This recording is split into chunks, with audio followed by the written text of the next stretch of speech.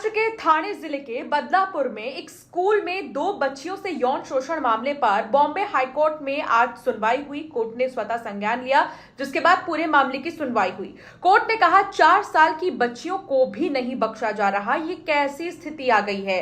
Court ने यह भी कहा कि स्कूल ही अगर सेफ नहीं होगा तो फिर शिक्षा के अधिकार और बाकी चीजों पर बात करने का मतलब ही क्या है। जस्टिस रेवती और जस्टिस पृथ्वीराज चौहान की बेंच ने सरकार से केस डायरी और एफआईआर की कॉपी भी मांगी है। एडवोकेट जनरल वीरेंद्र सराफ ने कोर्ट में सरकार का पक्ष रखा और अब पूरे मामले की सुनवाई एक बार फिर से 27 अगस्त को होगी। अगली सुनवाई बदलापुर के आदर्श स्कूल में 12 और 13 अगस्त को 23 साल का एक सफाई कर्मी अक्षय शिंदे, जिसका नाम है, उसने 3 और 4 साल की 2 बच्चियों का यौन शोषण किया था। कोर्ट ने बुधवार यानी 21 अगस्त को मामले पर खुद संज्ञान लिया। हाईकोर्ट ने मामले की जानकारी छिपाने के आरोप में स्कूल प्रशासन के खिलाफ पॉक्सो के तहत केस दर्ज करने को भी कहा है और साथ ही कोर्ट ने सरकार से पूछा कि क्या बच्चियों ने स्कूल प्रशासन से यौन शोषण की शिकायत की थी, जिसके बाद सरकार ने कहा हाँ। कोर्ट ने पूछा कि क्या पुलिस ने स्कूल के खिलाफ केस दर्ज किया है। पॉक्सो के तहत घटना की जानकारी छिपाने पर स्कूल प्रशासन को भी आरोपी बनाने का प्रावधान इसमें है। इसके अलावा सरकार ने कहा कि एसआईटी का गठन किया जा चुका है, अब केस दर्ज किया जाएगा। कोर्ट ने पुलिस को फटकार लगाते हुए कहा कि बच्चे के पेरेंट ने जैसे ही एफआईआर दर्ज कराई, आपको स्कूल अधिकारियों के खिलाफ मामला दर्ज कर देना चाहिए था, तो अब तक आपने क्यों नहीं दर्ज कराया था।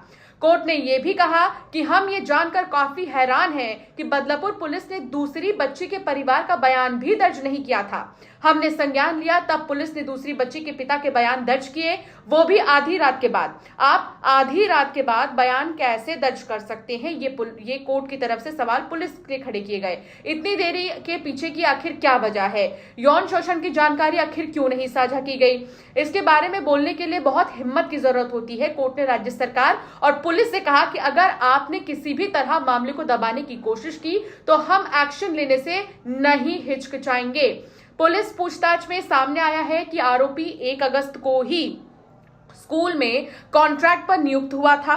बच्ची उसे दादा यानी कि बड़ा भैया कहकर पुकारती थी। बच्ची के मुताबिक दादा ने उसके कपड़े खोले और गलत तरीके से छुआ भी। स्कूल में जहां घटना हुई वहां महिला कर्मचारी भी नहीं थी। सोचिए, महाराष्ट्र राज्य बाल अधिकार संरक्षण आयोग की अध्यक्ष सुसीबेन शाह ने आरोप लगाया कि स्कूल ने बच्चियों के पेरेंट्स की मदद करने के बजाय अपराध को छिपाया है, क्योंकि केस नहीं दर्ज किया गया।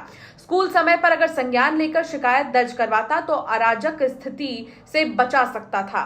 बदलापुर की घटना पर महाराष्ट्र में विपक्षी दल महाविकास अघाड़ी ने घटना के विरोध में 24 अगस्त को महाराष्ट्र बंद बुलाया है। गठबंधन के दल कांग्रेस, शिवसेना, यूबीटी और एनसीपी एससीपी ने 21 अगस्त को बैठक के बाद यह फैसला किया।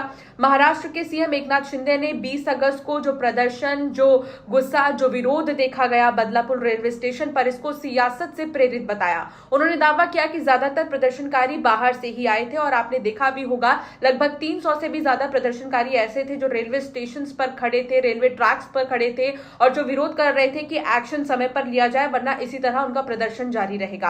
हालांकि सामान्य स्थिति करने के लिए लगातार सुरक्षा के लिहाज से पुख्ता इंतजाम किए गए हैं, लेकिन आज बॉम्बे हाईकोर्ट की तरफ से जो बातें रखी गई हैं और जब सुनवाई हुई तो कोर्ट ने जो अहम बातें की हैं, उसके बाद पुलिस के लिए बहुत बड़ी सबक है कि अगर किसी के पेरेंट्स किसी भी वारदात की शिकायत कर रहे हैं तो ऑन द स्पॉट क्यों नहीं एफआईआर दर्ज की गई। आखिर किस चीज का इंतजार पुलिस वहां पर कर रही थी, ये कोर्ट ने सवाल खड़े किए। हालांकि अब 27 अगस्त को एक बार फिर से इस पूरे मामले में सुनवाई होगी, तब देखना होगा कि अब क्या कुछ रिपोर्ट जो है रखा जाता है।